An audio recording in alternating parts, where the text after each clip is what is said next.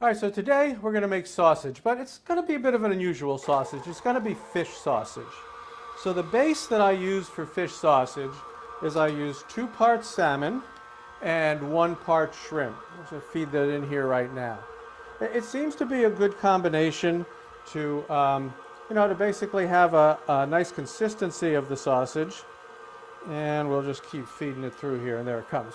All right, so whenever you grind for something for sausage, you should have the meat partially frozen.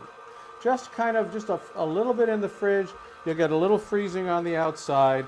And the reason for that, and it doesn't matter what kind of sausage, whether it's fish sausage or meat sausage or whatever, you want to do that. The other thing you want to do is, in fact, have the grinder in the freezer for a while too. And there's a reason for all of this. And that's to avoid heating and partially cooking the meat, the product that you're grinding up, due to friction in the grinder. So if I have, it takes a while longer for the grinder to heat up if, in fact, I've got, the grinder itself is cold and then the meat that's going through it is cold. And you'll all recognize this machine, I'm sure. I'm sure a lot of you have this type of mixer machine. And you can buy from them a grinder attachment, but their grinder attachment is plastic. So I've replaced that with this from another manufacturer who doesn't make these machines, but makes attachments, third-party attachments for it. And they make a grinder that's metal. So then I can put this grinder in the freezer and get it nicely chilled down. So I got this just about ground now. It's going to feed the rest of the way through. And I use, for this sausage, I want it to have some texture. So I use a medium coarse grind, and I grind it only once through. And I leave it like that. Now, for this particular version, I make a lot of different versions of this fish sausage. For this particular version, I'm going more of a sort of Central American way with it, or South American way with it. And I've got here 1.5 tablespoons of achiote paste. Achiote paste, the base of achiote paste that makes it red is a natto seed. This is something that's been used in Central and South America since the times of the Incas, actually. Now, the other thing I'm going to put in it is 1/2 teaspoon of saffron threads. So I got the threads here, and I want to sort of just, kind of hand break them up as they go in for that. Okay, and then I'm going to put in about 3/4 teaspoon of white pepper and just a pinch of salt, because the achiote paste has a little salt in it too. And I'm going to mix this up, okay? So I'm going to mix this all up, but I'm not going to stuff this right away. I don't want to put this in the casing right away.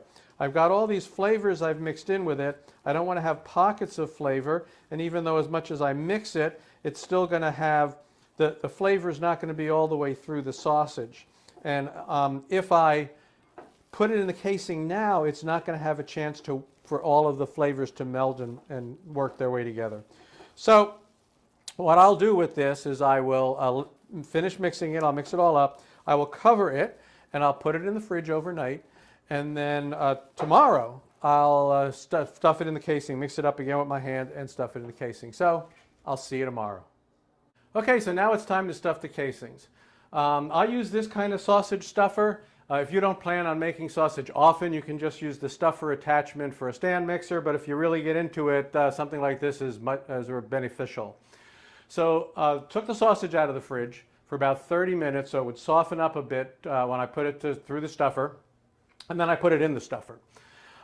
These are the casings. All right, so this is what a casing looks like. It looks pretty thin, as you can see, small, but they expand. So this is kind of how it works. They expand out like that. And so what you do is you take the casings, they're soaked, you put them over the spout here from the casing, from the stuffer, and you're then ready to go. Now casings are available online. There's a lot of different ones available, different types, and some of them even not even made from animal. They're made from made artificially.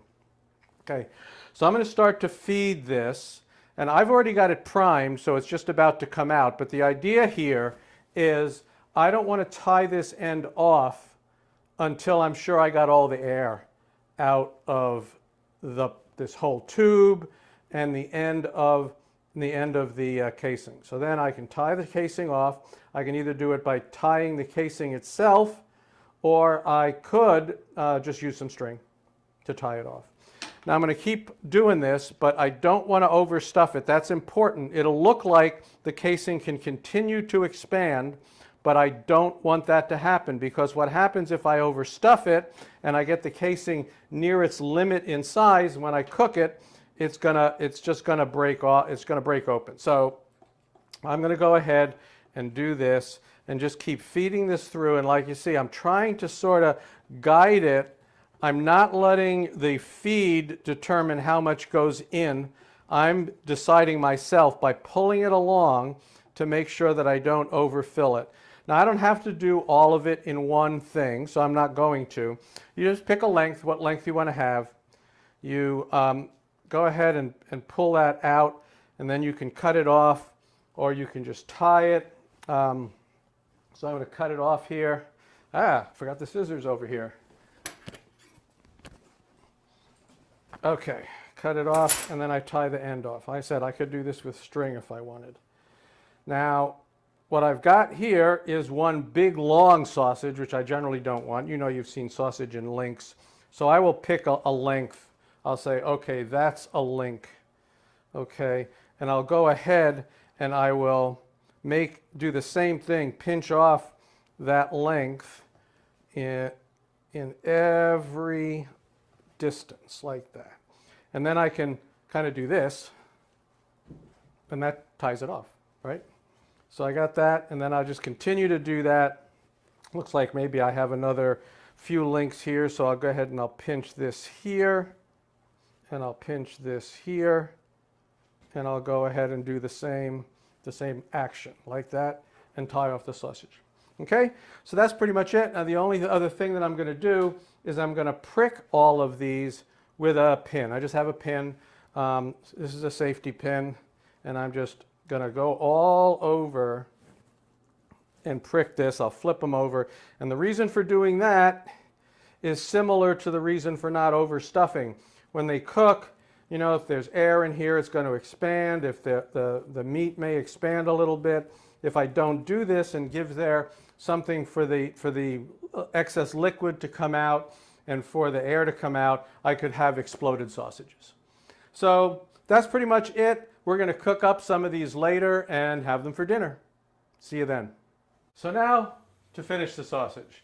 What I have already done is I already cooked them, pre-cooked them to get them cooked through in a little bit of water and covered, right? Just simmering for about 10 minutes. But I do want to get a little bit of a sear on them. So now I'm going to put them in and I'm going to sear them a little bit. What I have here is a toasted ciabatta bun roll, really. And I'm going to put on that some saffron aioli that I made. This is pretty simple. I mean, this saffron aioli, it's an egg yolk. The oil is a mixture of peanut and olive, and it has some garlic in it. It's got some lemon juice, and then basically some salmon. Some saffron. The salmon's over there. All right, so I'm going to spread this on the roll. You can hear the sausage sizzling. Okay, I got this spread on the roll. That looks good. Okay, now I'm going to add some arugula. Let's flip these over. You might want to use tongs if you don't have Teflon hands. Yeah, well, I'm not sure they're Teflon hands, but I do get used to grabbing hot stuff. Okay, so there we got the arugula on there. We're just gonna finish this. Like I said, I just want to get a little brown on, a little sear. They're already cooked through. That's the important part, right? I wouldn't want to try to cook them through this way. It's a little bit more uncertain. So I just simmered them in a little water for 10 minutes they're basically done. See, they got a nice little sear on them. And now I'm just going to stick them side by side on the ciabatta roll. And then I'm going to sprinkle some cilantro on top. And I guess the reason for that is, like originally, this was Achiote seasoning, which is a South American type thing. And so cilantro is not uncommon. Okay, put that there. And as he was rummaging through the refrigerator, we had cilantro. Yeah, I mean, I probably would have had to do something else. All right, so Donna and I are going to share this.